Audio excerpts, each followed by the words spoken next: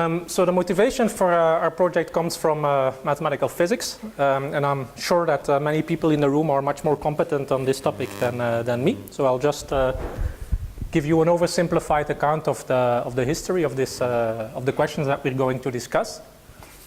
And so the starting point is string theory. And well, one of the ways string theory differs from more classical descriptions of the universe is that it models the universe as a 10-dimensional real manifold.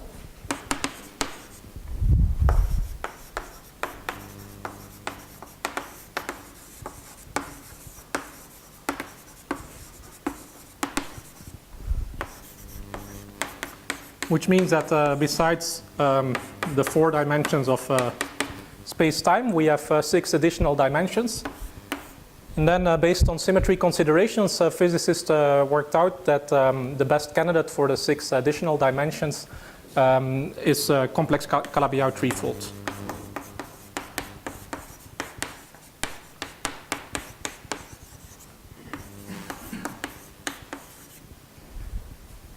And so particles are represented by strings that travel through space-time and that can vibrate in these 6 additional dimensions.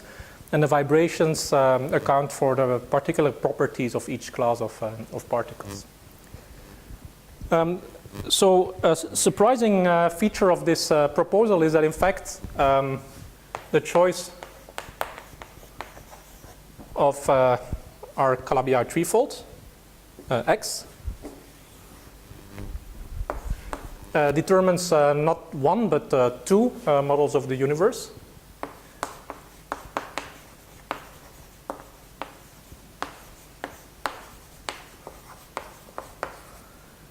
Namely, there's what physicists call the A model, which in rough terms uses as input the symplectic structure of X.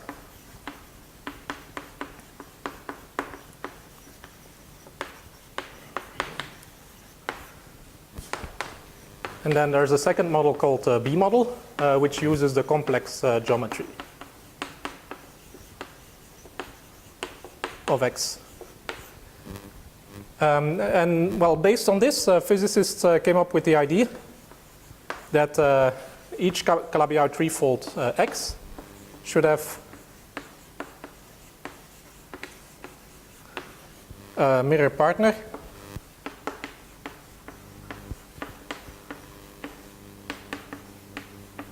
X check, where the A model and B model are exchanged.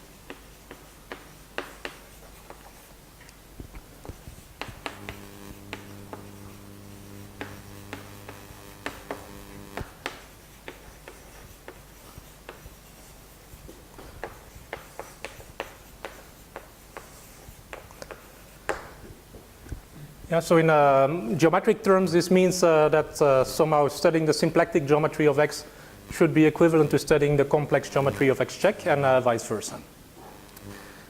And there are a couple of famous concrete manifestations of this idea.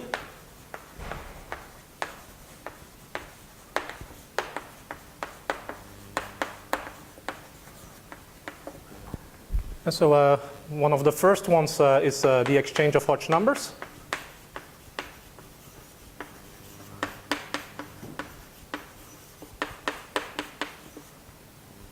Which says that PQ Hodge number of X check equals the 3 minus PQ Hodge number of X. And so if you put the Hodge numbers in the Hodge diamond, this means that the Hodge diamond of X check is the reflection of the Hodge diamond of X along one of the diagonals. And this is how the name mirror symmetry was introduced in the first place. And then the second one, which really kickstarted the interest of algebraic geometers in this phenomenon of mirror symmetry, is the calculation of Gromov-Witten invariance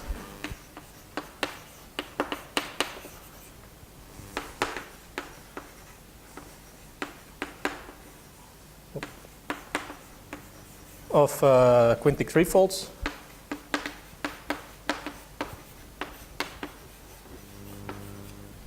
by Candelas, de la Osa, Green, and Parks around 1990. Gromov-Witten invariants are enumerative invariants of, well, in this case, the quintic threefold that algebraic geometers were already interested in, but which were extremely difficult to compute. Candelas and his co-authors realized that under this mirror symmetry picture, the Gromov-Witten invariants should be transformed into period integrals on the mirror partner, which were somewhat easier to calculate.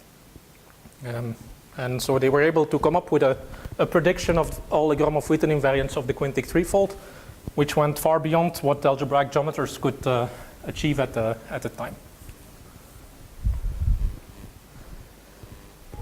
At that point, the main challenge was to find rigorous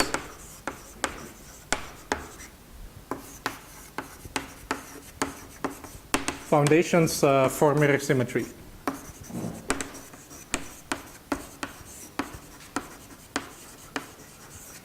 Yeah, so there was empirical evidence for the existence of the mirror symmetry phenomenon. For instance, there are now famous plots of Hodge-type invariants of Calabi-Yau threefolds calculated on a huge database of examples, which actually displayed the expected symmetry of Hodge numbers. But there was no sound geometric explanation of what mirror symmetry really was. So ideally, we want, well, a mathematical definition of what it means to be a mirror pair. And if possible, also a way to construct mirror partners for given Calabi-Yau manifolds. And so there have been a couple of important developments in well, that's somehow part of the whole problem, and it will depend on the approach that you. Everything is still in development. There's still no definitive theory of mirror symmetry.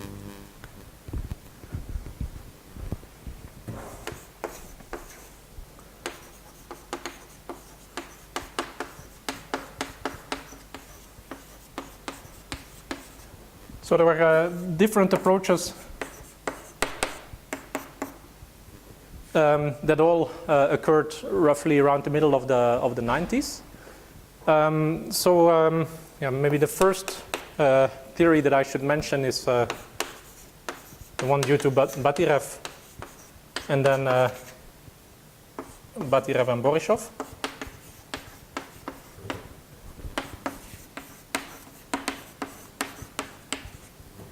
So they gave what we can call a combinatorial explanation for mirror symmetry.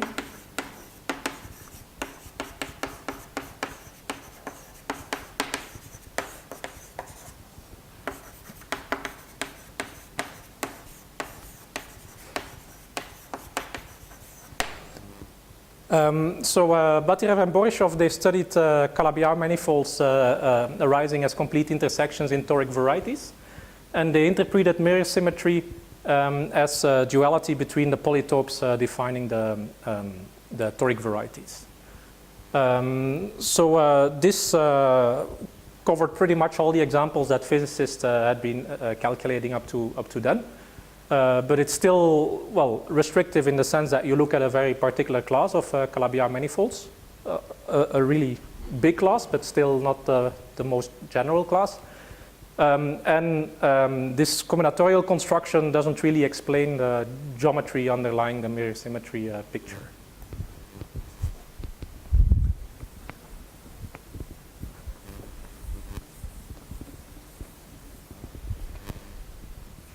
So a second approach which has become extremely influential is homological mirror symmetry.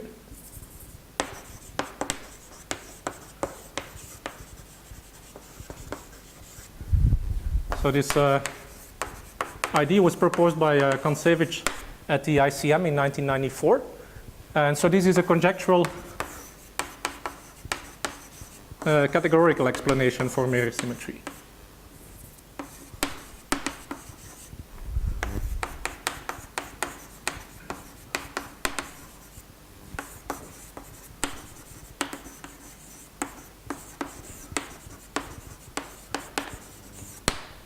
Yeah, so if we want to formalize mirror symmetry, we need to encode on the one hand symplectic geometry and on the other hand the complex geometry of a Calabi-Yau manifold. So Kontsevich's idea was to encode symplectic geometry in the so-called Fukaya category, the complex geometry in the derived category of coherent sheaves.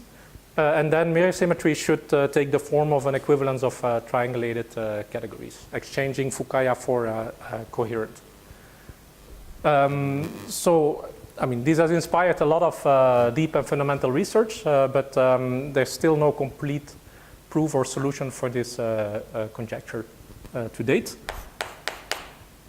And then there's a third stream of ideas, which will be the one most relevant for the topics I want to talk about. That's the Strominger-Zaslow conjecture.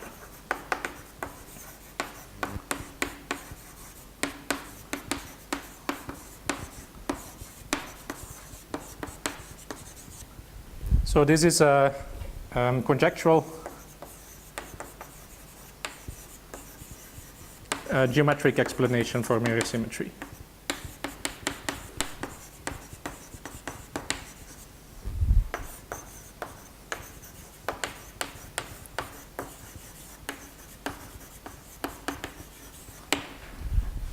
And one of the open problems in the field is explaining how these three approaches fit together. For instance, if you know the Strominger-Zaslow conjecture, does this tell you that the mirror pairs that arise in this way satisfy homological mirror symmetry? All that is part of ongoing investigations.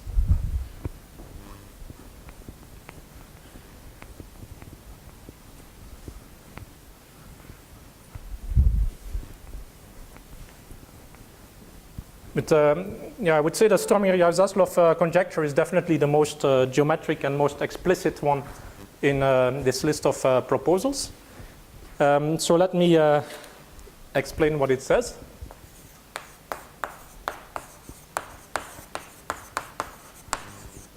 And in fact, the statement that I'm going to give is not exactly the original statement in a paper by Strominger and Zaslow, but some kind of modern update where several refinements have been made.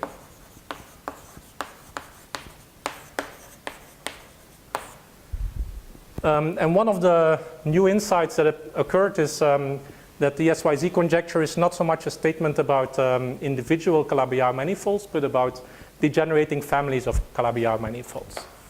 So to set up, I will define the families that we will consider.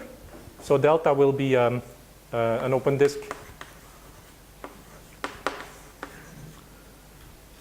around the origin of the complex plane. Delta star will be the punctured disk. And then I consider a family X over delta star. So this is maximally degenerate, and I'll explain what this means in a moment.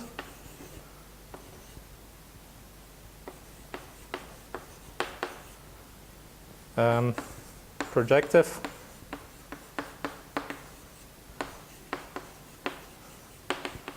Family of Calabi-Yau manifolds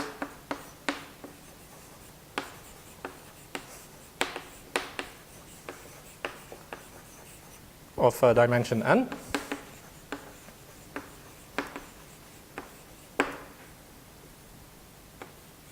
Yeah, so for the applications to physics, dimension 3 is the most important one, but from a geometric point of view, there's no reason to single out dimension 3.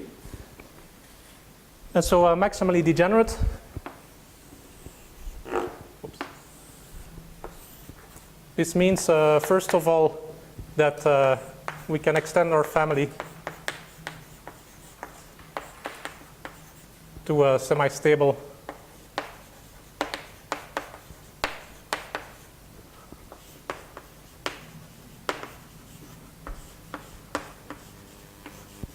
family over the entire disk. So we can plug in a fiber over the origin such that the total space curly X is smooth, and the fiber over the origin is a reduced strict normal crossings divisor.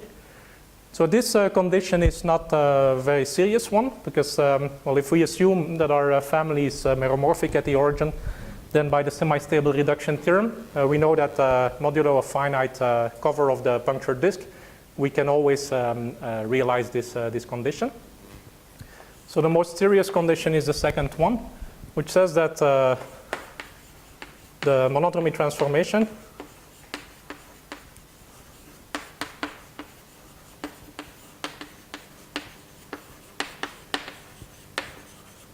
on the middle degree cohomology of a general fiber has a Jordan block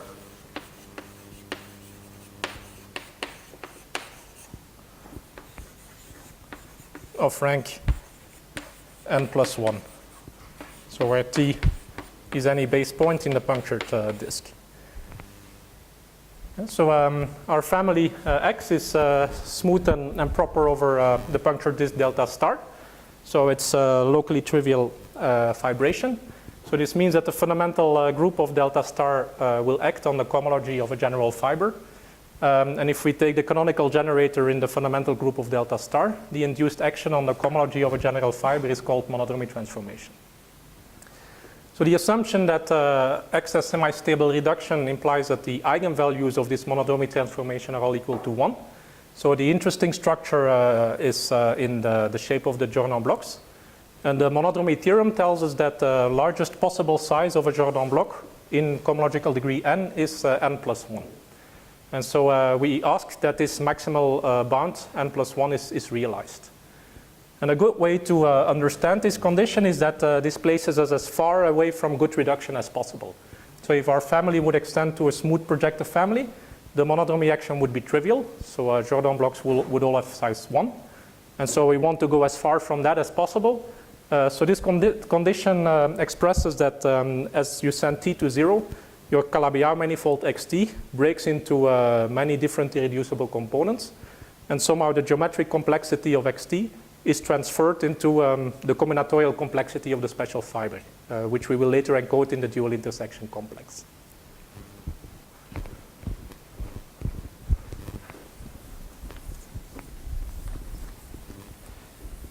So these are the types of families for which SYZ conjecture has a prediction to make.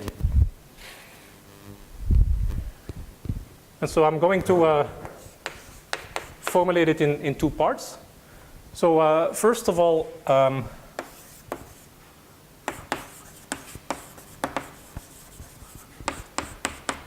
the fibers Xt, lying over points of the punctured disk, we have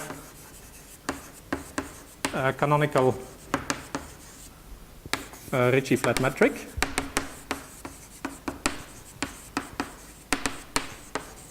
By the Calabi-Yau theorem.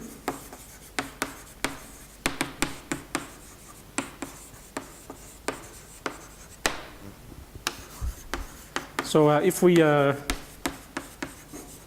rescale this metric to keep the diameter constant,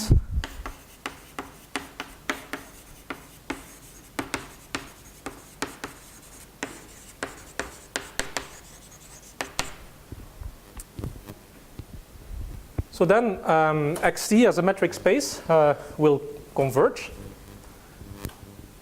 to a metric space whose underlying topological space is the n-sphere.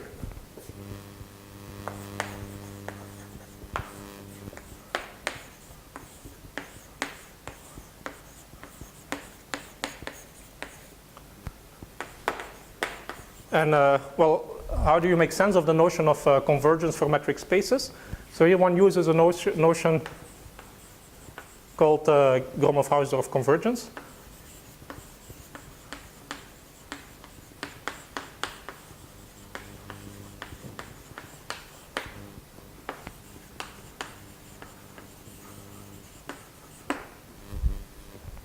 Which puts a metric on the set of isomorphism classes of metric spaces.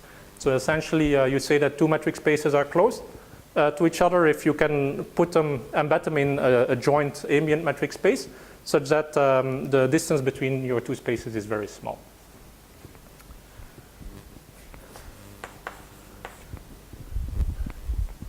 And then, well, we will see these objects S occur in a different role in part B of the conjecture. So there exists fibration rho on xt, whose basis is this metric limit S, whose fibers are Lagrangian tori. So in particular, they have real dimension n.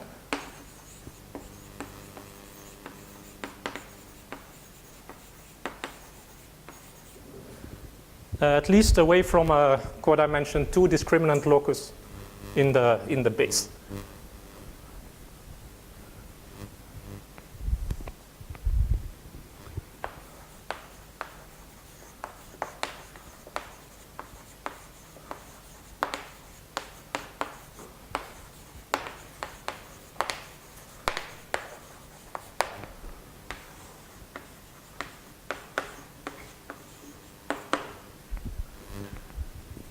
Yeah, so we expect that if t is sufficiently close to 0, then the fibers of our maximal degeneration admit a very special type of structure.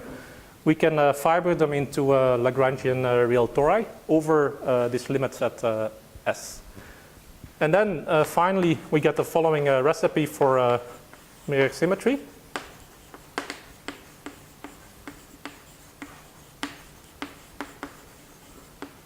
So using this, how do we construct the mirror partner of xt? So we dualize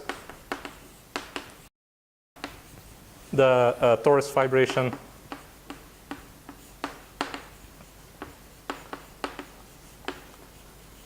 over S minus D.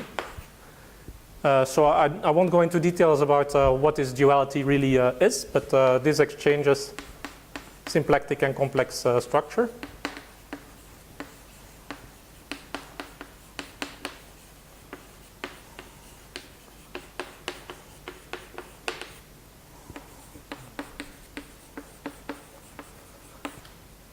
And then we compactify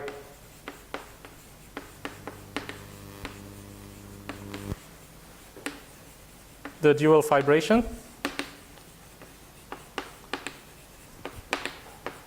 into a Calabi-Yau n-fold.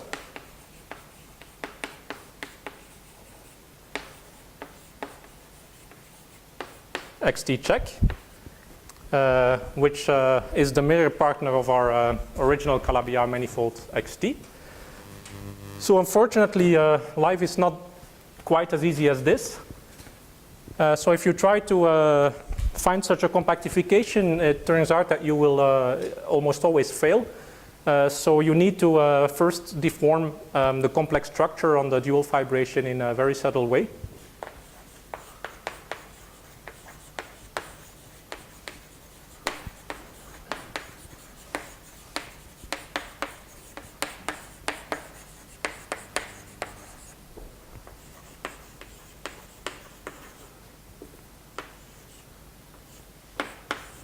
So around the discriminant locus D, you need to perform perturbations on the complex structure of the dual fibration, which are called quantum or instanton corrections.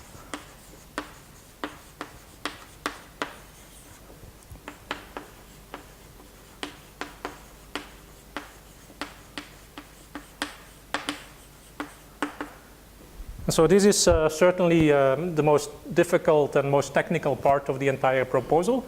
But it are these quantum corrections where the connection with Gromov-Witten invariance appears. So it's a vital ingredient of the picture.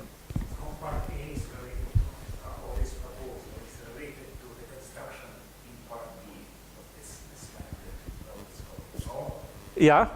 So how do you so this convergence percent? How do you construct a fibration? So the convergence doesn't allow you to construct a fibration. So somehow the picture is that as t goes to 0, the fibers of rho are collapsed, and all that is left is S. But the convergence itself will not tell you how to construct rho. And how canonical this rho is? That's a good question. I think at this point, so it's definitely not expected to be unique, but in fact almost everything is conjectural at this point. So there are only very, very few cases where the existence of this fibration rho has been proven. Yeah, so there's a paper by Gross and Wilson. So they work out the case of K3 surfaces. And even there is some discussion about how much they actually prove. So a large part of their construction appears on a topological level. And it's, I mean, I'm definitely not an expert on that part of the story, but people who know more than me confirmed that they're not entirely convinced that the whole differential geometry structure is really there. Torus is a product of S1s. So in which category are we? Smooth real manifolds. Smooth manifolds. Yeah. And then, so if it's all about smooth manifolds, then what? So on the second blackboard from the right, just if you do something and then you say that it changes the symplectic structure and the complex structure. Yeah.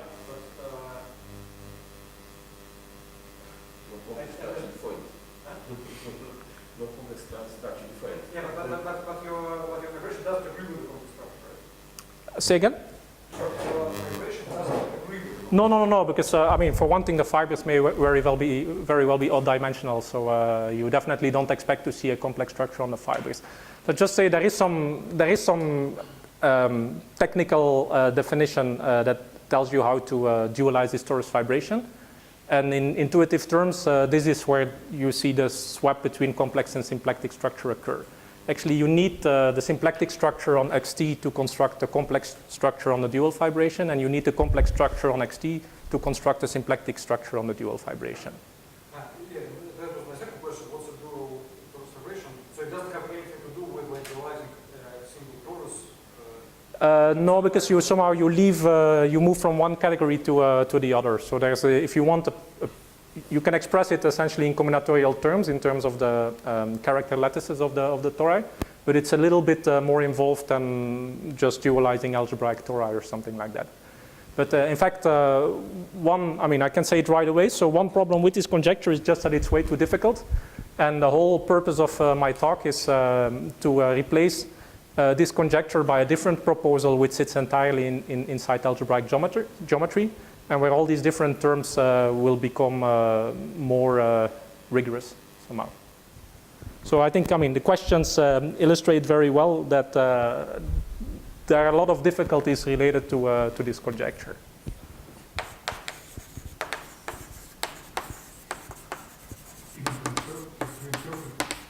That's right.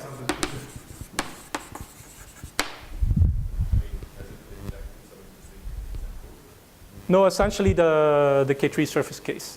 And yeah, that was an Invenciones paper. And again, as I said, there's discussion about to what extent it really solves the conjecture in that situation. So one of the problems is that it's very difficult to find even just one Lagrangian torus sitting inside a Calabi-Yau manifold, let alone an entire family of them.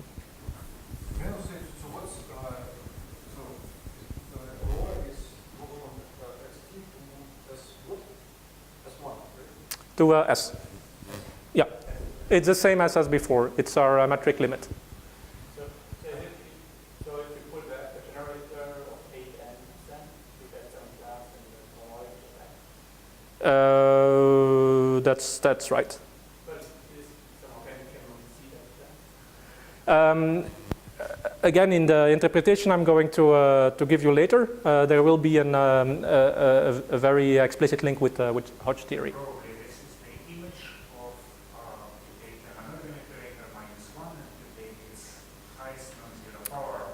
That's right. So you see the weight 0 part of the limit mixed Hodge structure appear.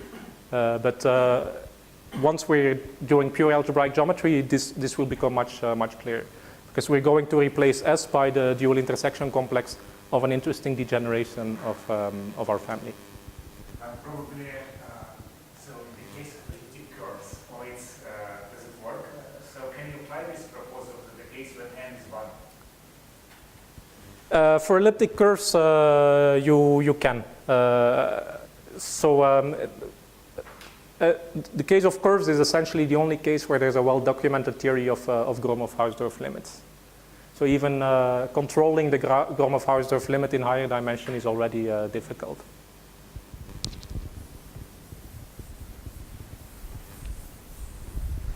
Yeah, so somehow for elliptic curves, that was like the first example that inspired. So the physics behind this conjecture is that so the paper of Strominger, Yao, and Zaslow is called Mirror Symmetry's T-duality, where T stands from torus. And so what happens for elliptic curves is that you realize your elliptic curve has a family of circles over a circle, where the circles in your family represent your strings. So they come with a certain radius. And physicists observed that the entire theory was invariant under replacing the radius by its inverse. And that's a kind of duality that they conjectured is responsible for mirror symmetry in general. It's some kind of invariance property of the theory that they first observed in the example of elliptic curves, and then wanted to extend to all dimensions. But the elliptic curve will be a prime example in the sequel of the talk. Yeah, so even if we can't say much about the original version of the conjecture, it has still inspired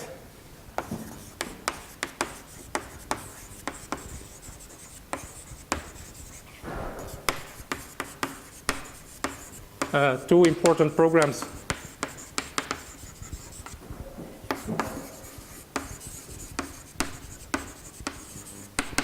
in algebraic geometry.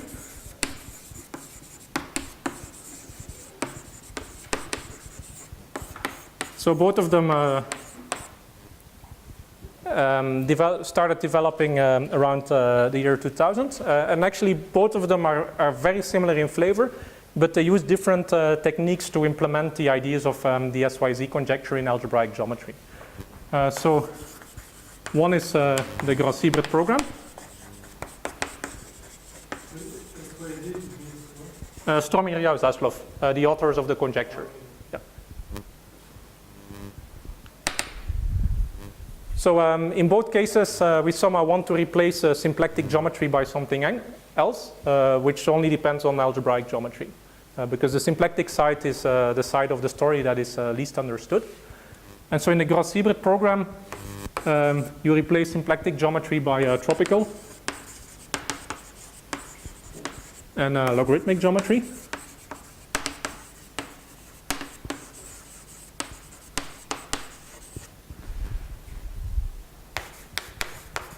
And then the proposal that is the most important for our purposes is the one due to Kontsevich and Soibelman.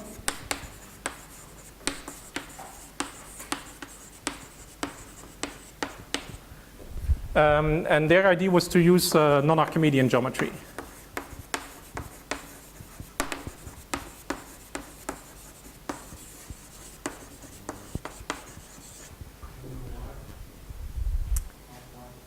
You will see. Yeah. So one of the things I hope to achieve today is explain why this is actually a very natural proposal. I mean, of course, you need absolute genius to come up with it in the first place, but in retrospect, it makes. I hope they watch your video because otherwise. Their key idea is that the SYZ fibration rho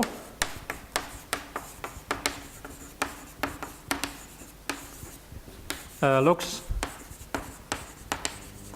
like the retraction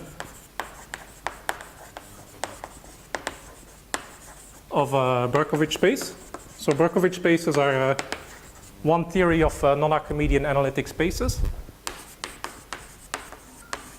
onto its skeleton.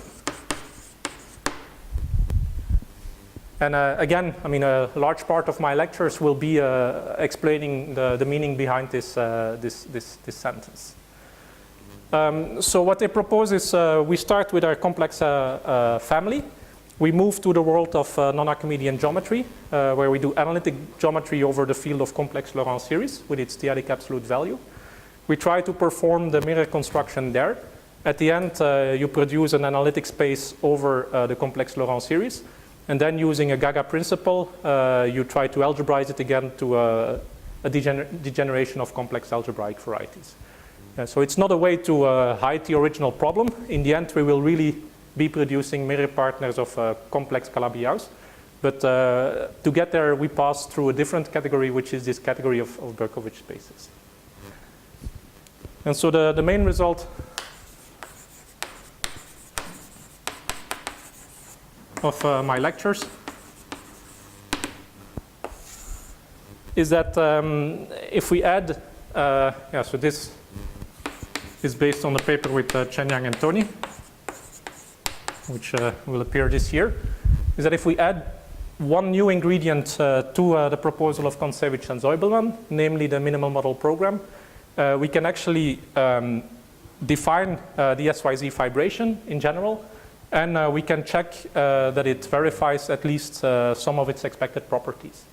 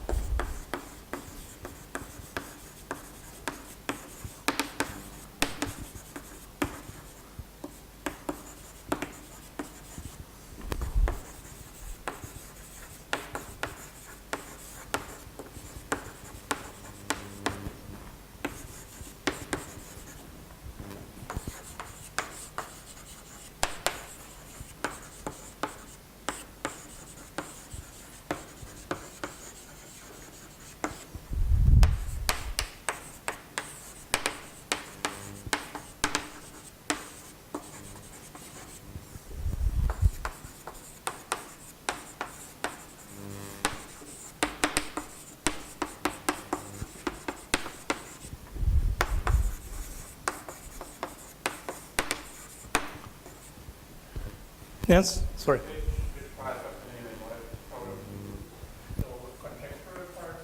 No. So the part of the MMP that we use is established. So we will need a particular class of models, the minimal DLT models of the generations of Calabi-Yau, and we need to prove statements about the geometry of these models using MMP techniques. So I think the interest of this of these ideas is that once you have this program in place, you can start using Berkovich spaces to exchange results back and forth between mirror symmetry and the MMP. So what these results typically look like is mirror symmetry predicts something. So for instance, we expect that SYZ fibration is a torus fibration away from codimension 2 in the base. So using this picture of non-Archimedean SYZ fibrations, this gets translated into a precise statement about the geometry of minimal models. Then you use the MMP to prove this property of minimal models, and then you transform it back to a proof of the mirror symmetry conjecture. So what is nice is that this seems to generate predictions about the geometry of minimal models, which were surprising to birational geometers. And I will show you one example in the next talk. Okay, very good.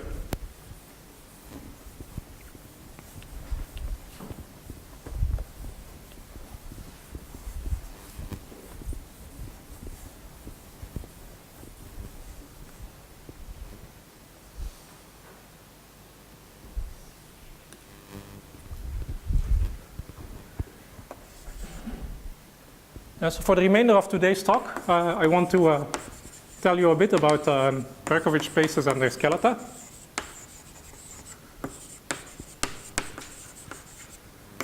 And then tomorrow we will tie this up together with birational geometry and mirror symmetry.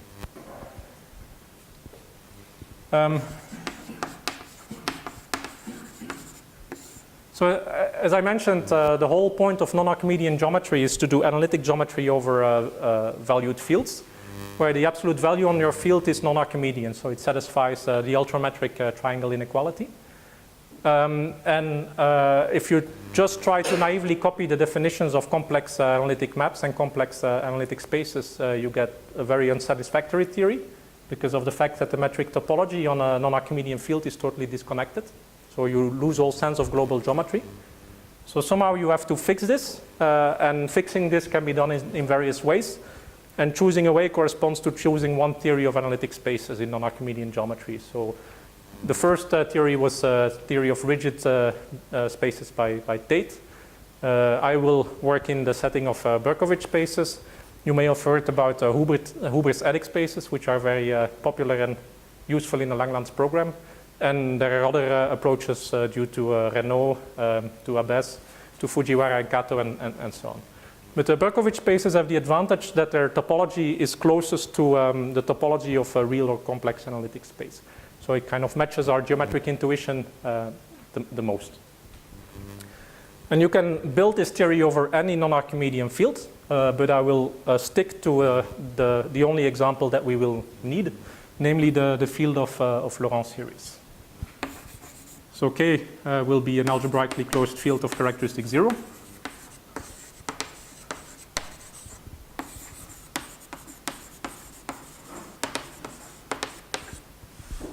R will be the ring of formal power series over K. Capital K will be the field of Laurent series. And on this field, we have an absolute value, which is exponential of the minus the t-adic valuation. And so this absolute value turns capital K into a non-Archimedean field. So we will try to study analytic geometry on objects defined over this field. But at least until we start using resolution of singularities and MMP, you can replace K by any other non-Archimedean field, for instance, the field of p-adic numbers. And in fact, I'm not going to present analytic geometry in full generality, because we will need only a small part of it. So I'm going to talk about analytifications of algebraic varieties. And we will mainly be interested in the topology of the analytic space we produce in this way. So we start with a K-scheme of finite type, X. And then we can attach to this scheme an analytic space in the sense of Berkovich.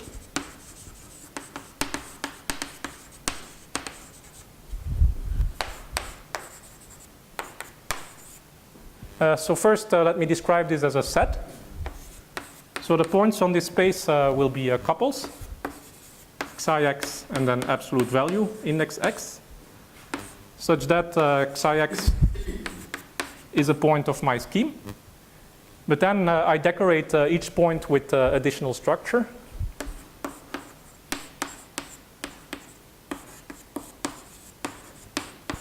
Namely, I choose an absolute value on the residue field at this point.